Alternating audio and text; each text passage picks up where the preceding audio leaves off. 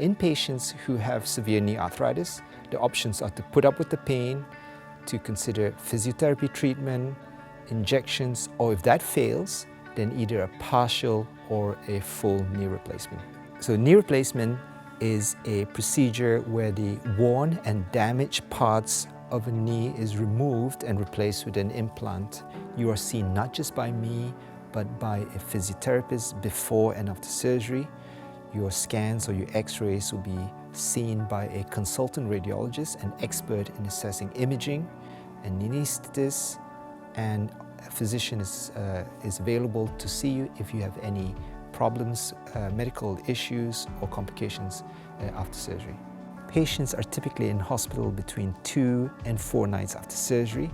It depends on the individual patient and whether or not the pain is well controlled. Patients who undergo partial knee replacements often have a reduced length of stay.